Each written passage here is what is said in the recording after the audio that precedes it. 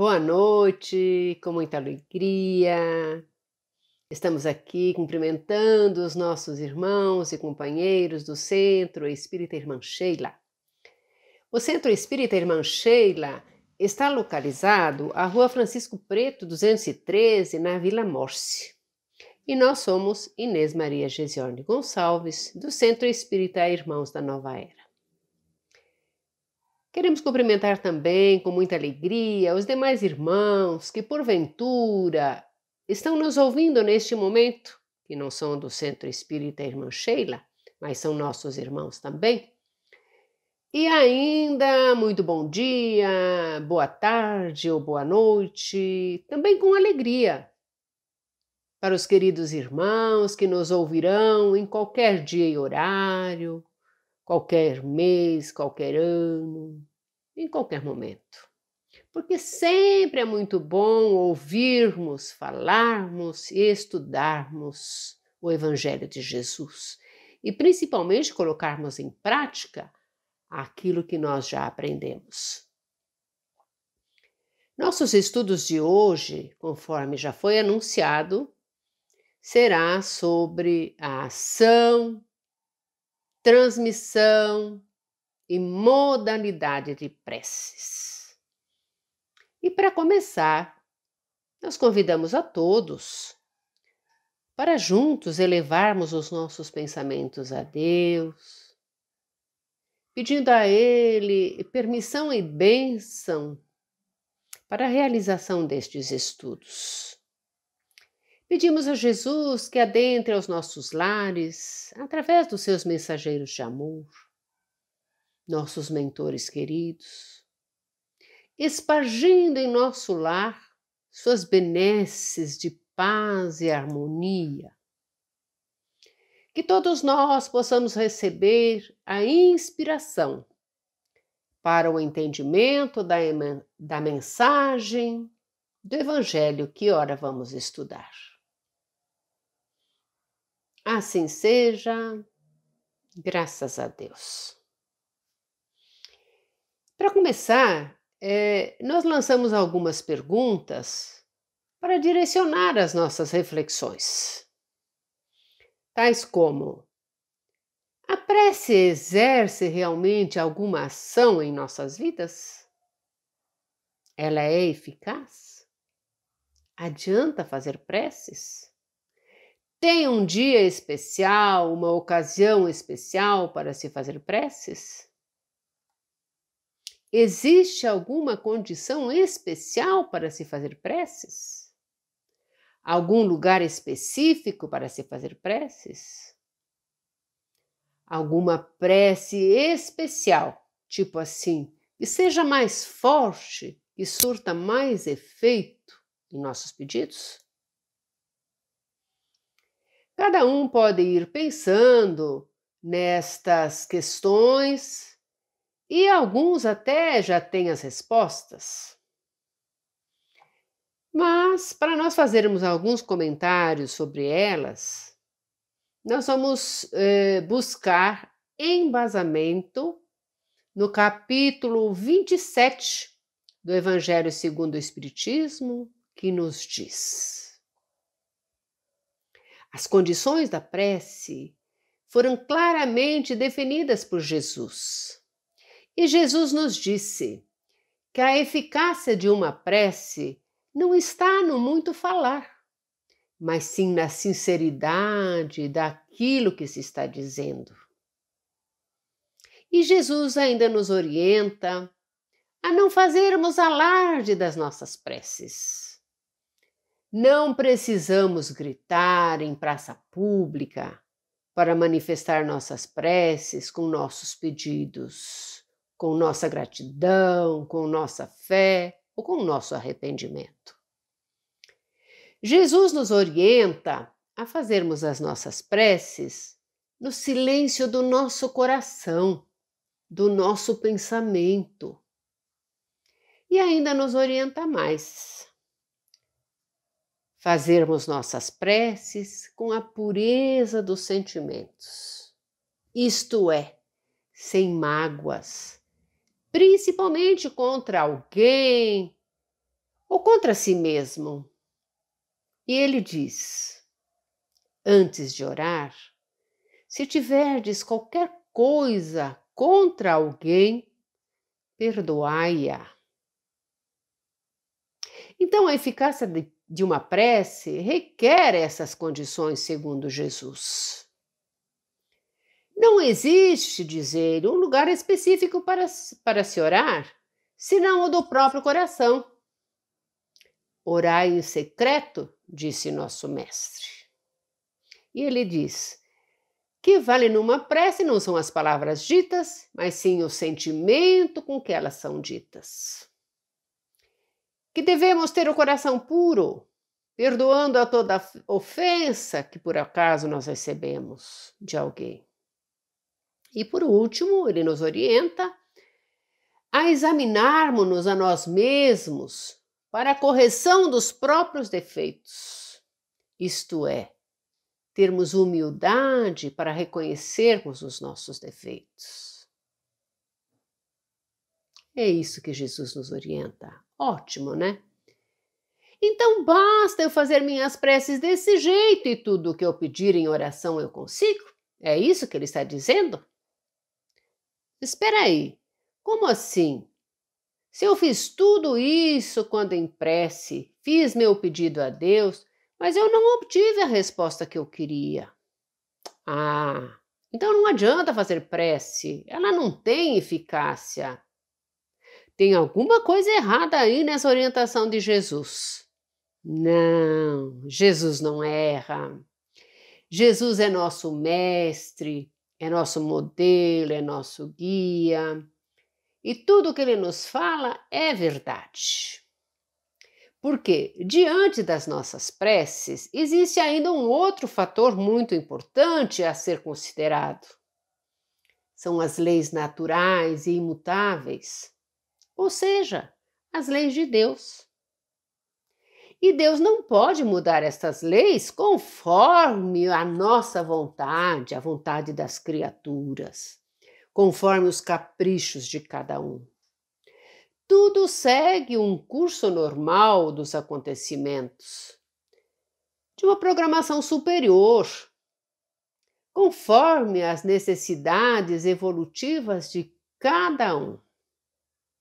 Talvez então seja por isso a causa pela qual determinadas preces não são ouvidas, não é mesmo? Isso também significa que nós não estamos fadados a determinadas fatalidades. Que não adianta fazer preces, que nada vai mudar, porque o que está escrito, o que vai acontecer e tal e coisa. Não, não é isso que os espíritos nos dizem conforme Kardec registrou no Evangelho. Toda criatura tem uma programação, sim, mas ele pode aliviar essa programação ou pode dificultar esta programação, usando do seu livre-arbítrio, da sua iniciativa.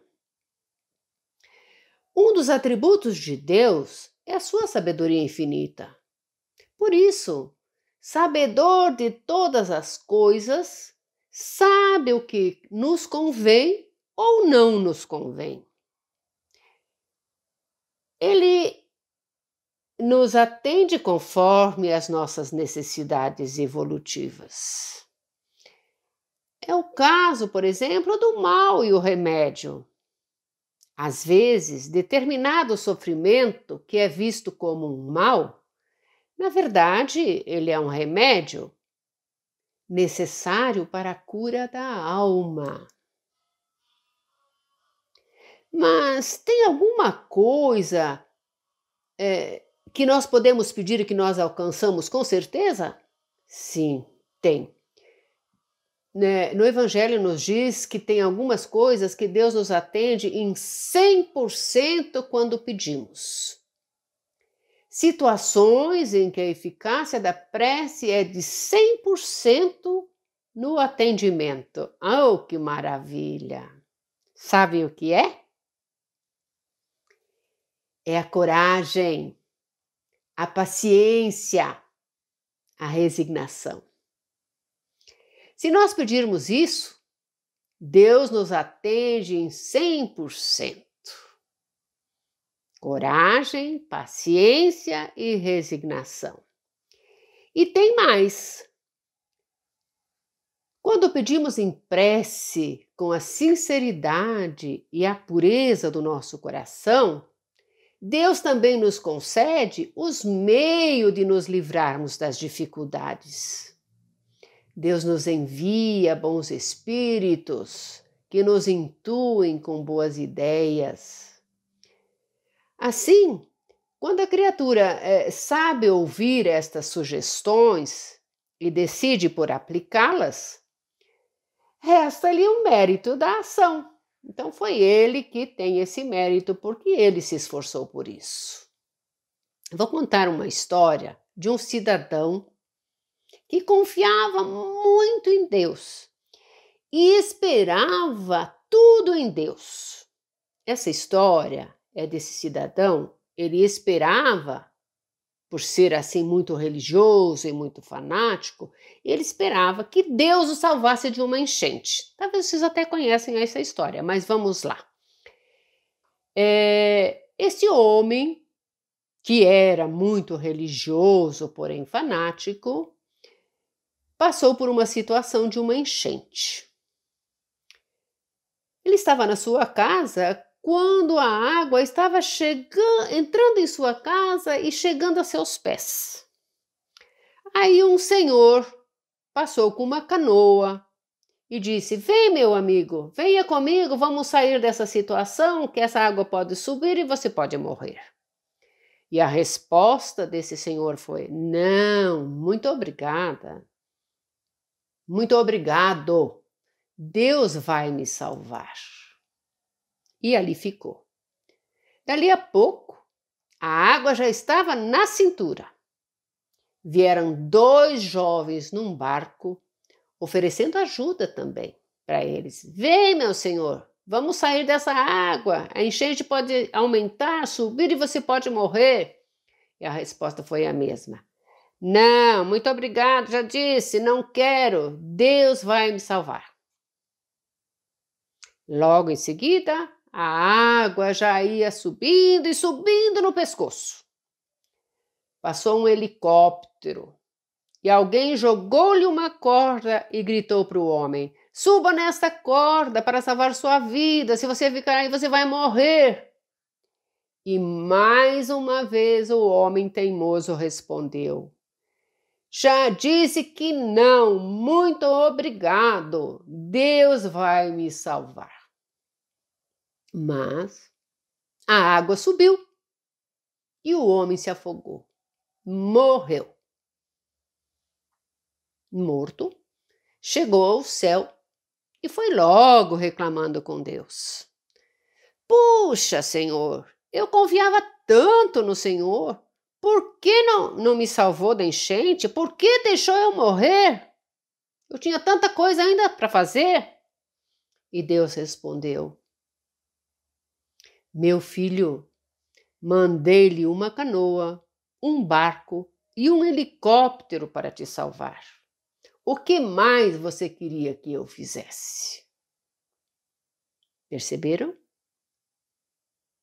Aí entra também outra questão que está lá no Evangelho, no seu capítulo 25, que diz: "Quando pedirdes em oração, faça valer em ações."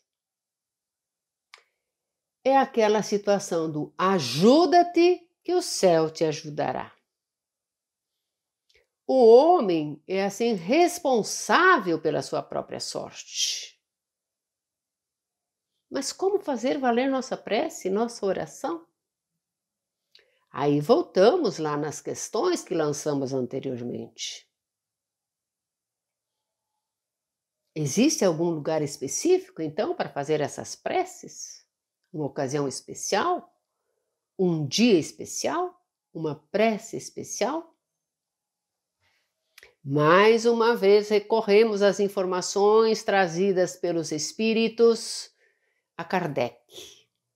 mais precisamente através da mensagem do espírito Venerando Monod, passada em Bordeaux, no ano de 1862. O senhor Monod era pastor protestante em Paris e havia desencarnado em abril de 1856. Mas ele participa também da codificação kardeciana e tem ali a sua mensagem, que ele passou aí nessa data, né? Em 1862. Ele começa dizendo nesta mensagem que a primeira coisa que devemos fazer ao acordar pela manhã é a prece. E através dela, nos ligarmos ao Criador da vida, para agradecer por todos os benefícios recebidos até aquele momento. Também para agradecer a noite transcorrida, o repouso do corpo físico, porque poder dormir é uma bênção, não é? Além do que, nós nem todos se lembram, mas é no desdobramento do sono que muitas vezes visitamos aqueles que nos precederam lá na vida espiritual. Vamos encontrar com os nossos antepassados ou com amigos que estão na espiritualidade. É no desdobramento do sono também que muitas vezes nós participamos de aulas, de palestras ou de reuniões no plano espiritual. É também no desdobramento do sono que muitas vezes nós recebemos orientações para as nossas atividades do dia seguinte, não é mesmo? Tanto que se costuma dizer, né? A noite é uma ótima conselheira. Ouça os conselhos do seu travesseiro. Coisas dos ditos populares, mas é verdade. A noite é ótima conselheira, porque o nosso espírito se desdobra e recebe essas orientações. Alguém aqui já leu o livro Um Terço da Vida? Esse livro é do médium Vanderlei Oliveira, pelo espírito da Hermance Dufault, né? É um livro muito interessante.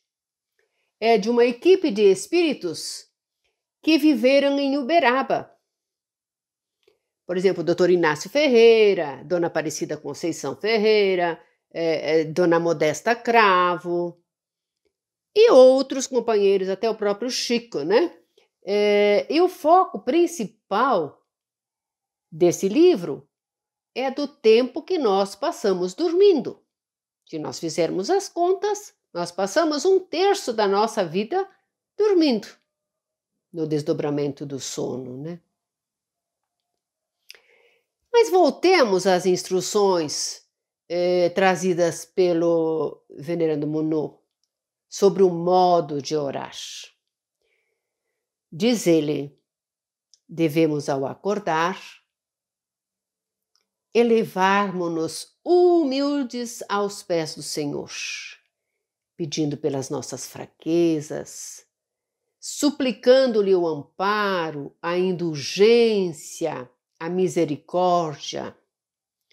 Pedir para nos tornarmos criaturas melhores, porque muitas vezes precisamos de força e de coragem para vencermos determinadas tendências ao mal. Olha, quanta força necessita aquele que deseja se desvencilhar de um vício, por exemplo. É difícil demais fazer a mudança de hábitos, mas não é impossível. Nesses casos, a prece sincera é bastante eficaz. Inútil, diz ele, pedir a abreviação das provas terrenas. Estas são abreviadas pelos nossos atos, pelas nossas boas ações durante a vida. É desta forma que nós vamos abreviando as nossas provas quando realizamos boas atitudes e boas ações. Então, meus irmãos, é isso que nos orienta o nosso companheiro. E ele ainda nos orienta que não adianta nós fazermos uma prece pronta ou decorada, mas sim falarmos das graças que necessitamos, que devemos orar incessantemente, sem para isso procurarmos um oratório ou cairmos de joelhos nas praças públicas. E olha que bacana! A prece diária é o próprio cumprimento dos nossos deveres. E outra vez, então, eu digo: a melhor oração é o amor. É uma verdadeira prece quando assistimos a um irmão carente. Tanto faz se é com necessidade material ou se é com a necessidade moral. A verdadeira prece é quando elevamos o nosso pensamento a Deus, por uma felicidade, por evitarmos um acidente, por alguma contrariedade, ou mesmo quando terminamos uma tarefa, um trabalho, ou quando a começamos. Isso independe se a prece é de manhã, de noite, nos dias consagrados. Podemos fazer em qualquer instante, sem interromper nossos afazeres. Antes de uma refeição, antes de um trabalho, antes de uma atividade, ou quando concluirmos essa atividade. E ele finaliza dizendo: não duvideis de que um só pensamento, partindo do coração, é mais ouvido por vosso Pai Celestial do que as longas preces repetidas por hábito, quase sempre sem um motivo imediato, apenas porque a hora convencional maquinalmente vos chamou. Assim, queridos irmãos, nós vamos concluindo a nossa explanação da noite de hoje, convidando-os para estarem presentes na próxima semana, ouvindo mais uma vez um estudo do Evangelho através de um companheiro, de uma companheira que aqui estará. Se vocês gostaram, deem o seu like. Se você ainda não está inscrito neste canal, inscreva-se, porque isso é importante para que o Centro Espírita Irmã Sheila continue com estas atividades.